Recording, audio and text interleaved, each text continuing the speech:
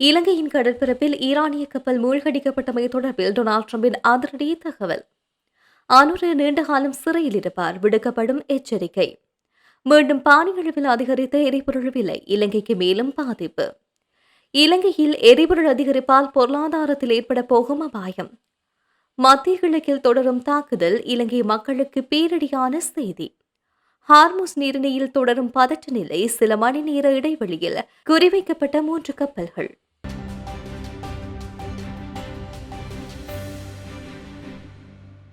இலங்கை அண்மித்த கடற்பரப்பில் ஈரானிய போர்க்கப்பலை சுவாரஸ்யமாக இருக்கும் என்பதற்காகவே தாக்கி அழித்ததாக அமெரிக்க ஜனாதிபதி டொனால்ட் ட்ரம்ப் தெரிவித்துள்ளார்.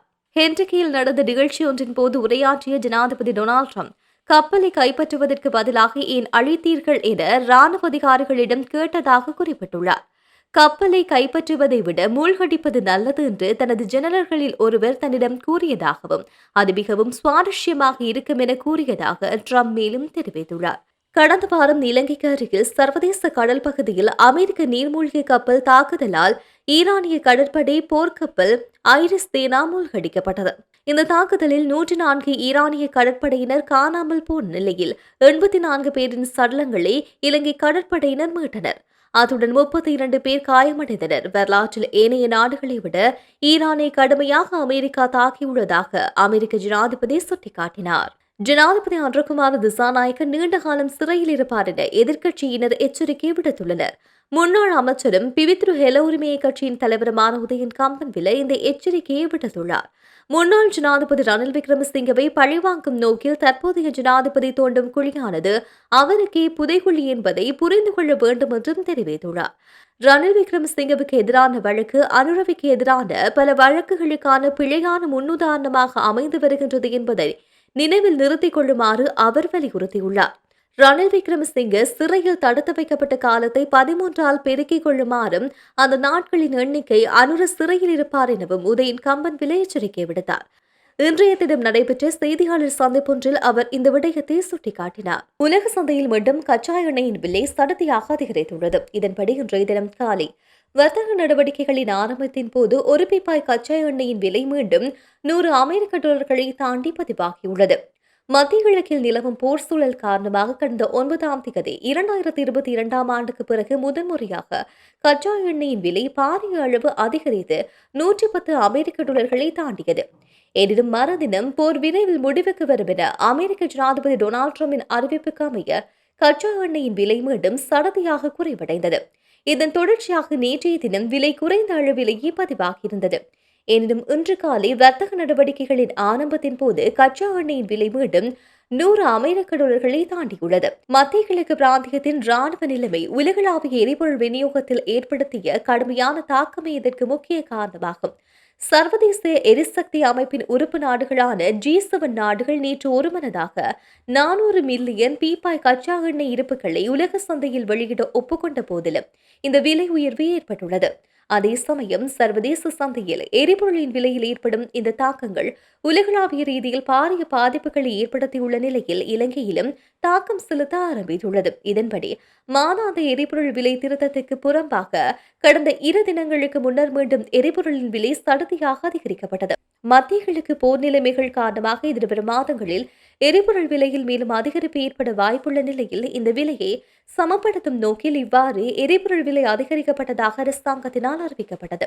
எனினும் உலக சந்தையில் எண்ணெயின் விலையில் ஏற்படும் ஏற்ற இறக்கங்கள் எதிர்வரும் மாதங்களில் இலங்கையில் கடுமையான தாக்கங்களை செலுத்தக்கூடும் என்றும் எதிர்வு கூறப்பட்டுள்ளது. டீசல் விலை அதிகரிப்பதால் போக்குவரத்து கட்டணங்கள் உயரும் நிலையில் தேநீர் உள்ளிட்ட அனைத்து பொருட்களின் விலை அதிகரிக்கும். இதன் மூலமாக நாட்டுக்குள் பெரும் பணவீக்கம் ஏற்படும் அபாயம் உள்ளதாக வயம்பு பல்கலைக்கழக கணக்கியல் பீட பேராசிரியர் அமித் மெதசிங்க பெரேரா தெரிவித்துள்ளார். எரிபொருளுக்கான விலை அதிகரிப்பு தொடர்பில் கருத்து தெரிவிக்கையிலேயே இவ்வாறு குறிப்பிட்டுள்ளார். இது தொடர்பில் அவர் மேலும் கூறுகையில், அரசாங்கம் மக்களுக்கு தாங்கிக் கொள்ள முடியாத அளவுக்கு எரிபொருளுக்கான விலையை அதிகரிக்கின்றது. அதே நேரம் எரிபொருளின் விலை திருத்தம் மேலும் போதுமான நாட்கள் சர்வதேச நாணய நிதியத்துடன் செய்து கொண்டுள்ள இணக்கப்பாட்டுக்கு அமைய விலை சூத்திரத்துக்கு அமையவே மேற்கொள்ள வேண்டும். இதன் பிரகாரம் மாத்திரம் ஆரம்பத்தில் இந்த திருத்தம் மேற்கொள்ளப்படுகின்றது.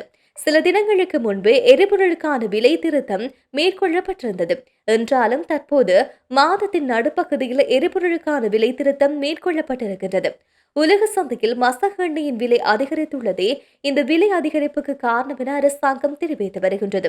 உலக சந்தையில் மசகு எண்ணெய் பெரல் ஒன்று $115 வரை அதிகரித்திருந்தது. இதன் அடிப்படையில் இங்கு விலை அதிகரிக்கப்பட்டது. அதே நேரம் தற்போது உலக சந்தையில் $80 முதல் $90 வரை பெரல் ஒன்றின் விலை குறைந்துள்ளது. இதன் பிரகாரம் எரிபொருளின் விலை குறைவடைய வேண்டும். அதன் பிரகாரம் அரசாங்கம் தற்போது எரிபொருளுக்கு விலை அதிகரிப்பு செய்திருப்பது நியாயமானதா என கேட்கின்றோம். அத்துடன் ஒரு மாத காலத்துக்கு தேவையான எரிபொருள் கைவசம் இருப்பதாக அரசாங்கம் தெரிவித்திருந்தது. அரசாங்கத்தின் கைவசம் இருந்த எரிபொருளையே தற்போது அரசாங்கம் விநியோகித்து வருகின்றது. அப்படியாயின் கைவசம் இருந்த எரிபொருளுக்கு அரசாங்கம் எவ்வாறு விலை அதிகரிக்க முடியும் என்கின்ற கேள்வி எழுகின்றது. அரசாங்கத்தின் இந்த நடவடிக்கையை பார்க்கும் போது கருப்பு கடை முதலாளிமார் மேற்கொள்ளும் நடவடிக்கையை அரசாங்கம் மேற்கொள்கின்றதா என்ற நியாயமான சந்தேகம் மக்கள் மத்தியில் எழுகின்றது என்று குறிப்பிட்டுள்ளார். மத்திய கிழக்கில் பதிவாகி வருகின்ற பதற்றம் காரணமாக இலங்கையில் அனைத்து பொருட்களினதும் விலைகள் அதிகரிக்கக்கூடும் என பொருளாதார நிபுணர்கள் எச்சரிக்கை விடுத்துள்ளனர். தற்போதைய மத்திய கிழக்கு போர் சூழல் உலகளவில் எண்ணெய் விநியோகத்தை பாதித்துள்ளது. குறிப்பாக ஹோர்மூஸ் வழியாக கப்பல் போக்குவரத்து தடைப்பட்டுள்ளதால் எண்ணெய் விநியோகத்தில் சிக்கல் நிலை ஏற்பட்டுள்ளது. எண்ணெய் இறக்குமதி சார்ந்த நாடுகளில் இது நேரடி பாதிப்பை ஏற்பட்டது. இது பொருளாதாரம், எரிபொருள் விலை, உணவு விலை உள்ளிட்டவற்றில் தாக்கத்தை செலுத்துகின்றது. இவ்வாறான சூழ்நிலையில் நேற்று முன்தினம் முதல் இலங்கையில் எரிபொருள் விலை அதிகரிக்கப்பட்டது. இதன்படி ஒக்டேன் 92 ரக பெட்ரோல் 1 லிட்டரின் விலை $317 உயர்ந்துள்ளது. இதன்படி ஒரு லிட்டருக்கு $24 விலை அதிகரிப்பு பதிவாகியுள்ளது. ஒக்டேன் 95 ரக பெட்ரோல் 1 லிட்டர் விலை $365 உயர்ந்துள்ளது. இதன்படி ஒரு லிட்டருக்கு $25 விலை அதிகரிப்பு பதிவாகியுள்ளது என்பது குறிப்பிடத்தக்கது. ஆட்டோ டீசல் 1 லிட்டர் $303 உயர்வடைந்துள்ளதுடன் இதன்படி ஒரு லிட்டர் $22 விலை அதிகரிப்பு பதிவாகியுள்ளது. சூப்பர் டீசல் 1 லிட்டரின் விலை $353 உயர்ந்துள்ளது. இதன்படி ஒரு லிட்டருக்கு $24 விலை அதிகரிப்பு பதிவாகியுள்ளது. இதேவேளை மண்ணெண்ணெய் 1 லிட்டர் $195 உயர்ந்துள்ளது. இதன்படி ஒரு லிட்டருக்கு $13 விலை அதிகரிப்பு பதிவாகியுள்ளது. அதனைத் தொடர்ந்து லிட்டோ எரிவாயு விலைகளும் அதிகரிக்கப்பட்டுள்ளது. அதன்படி 12.5 கிலோ சிலிண்டரின் விலை $300 அதிகரித்து $3,990 5 கிலோ சிலிண்டரின் விலை $120 அதிகரித்து $1,602 பதிவாகியுள்ளது. இதற்கிடையில் 2.3 கிலோ சிலிண்டரின் விலை $56 அதிகரித்து புதிய விலை $750 நிர்மாணிக்கப்பட்டுள்ளது. அத்துடன் லாப் சமையல் எரிவாயு விலை அதிகரிப்பதற்கு தீர்மானிக்கப்பட்டுள்ளது. இதன்படி 12.5 கிலோகிராம் நிறையுடைய எரிபொருள் கொள்கலன் ஒன்றின் விலை $300 அதிகரிக்கப்பட்டுள்ளது. முன்னதாக $4,330 இருந்த இதன் புதிய விலை $4,630 5 கிலோ எரிபொருள் கொள்கலன் ஒன்றின் விலை $120 அதிகரிக்கப்பட்டுள்ளது. முன்னதாக $1,742 இருந்தது. இதன் புதிய விலை $1,862 விற்பனை செய்யப்பட உள்ளது. இதன் எதிரொலியாக சில உணவு வகைகளின் விலைகள் அதிகரிக்கப்படும் என அகில இலங்கை சிற்றுண்டிச்சாலை மற்றும் உணவு உரிமையாளர்கள் சங்கம் தெரிவித்துள்ளது. அதன்படி சாதாரண தேநீர் $5 பால் தேநீர் மற்றும் சிற்றுண்டிகள் $10 அதிகரிக்கப்பட்டுள்ளது. மேலும் ரைஸ் மற்றும் கொத்துரொட்டி ஆகியவை $25 அதிகரிக்கப்பட்டதாக அகில இலங்கை உணவகம் மற்றும் உணவக உரிமையாளர்கள் சங்கம் தெரிவித்துள்ளது. ஹோர்மூஸ் நீரிணையில் தாய்லாந்து, ஜப்பான் உள்ளிட்ட 3 நாடுகளின் சரக்கு கப்பல்கள் மீது சில மணி நேர இடைவெளியில் தாக்குதல் நடத்தப்பட்டுள்ளது. இந்த தாக்குதலில் இந்தியர்கள் உயிரிழந்ததாக இந்திய ஊடகங்கள் செய்தி வெளியிட்டுள்ளது. ஈரான் மீது இஸ்ரேல் மற்றும் அமெரிக்கா இணைந்து தாக்குதலை நடத்தி வரும் நிலையில் ஈரான் அதற்கு பதிலடி வழங்கி வருகின்றது. இந்த போர் காரணமாக ஹோர்மூஸ் நீரிணை வழித்தடத்தை ஈரான் மூடியதுடன் அது மட்டுமல்லாமல் ஹோர்மூஸ் நீரிணையில் எந்த கப்பல் வந்தாலும் தாக்குதல் நடத்துவோம் என்று ஈரான் அறிவித்தது. இந்த நிலையில் சில நாடுகளின் சரக்கு கப்பல்கள் மீது ஈரான் தாக்குதல் நடத்தியுள்ளது.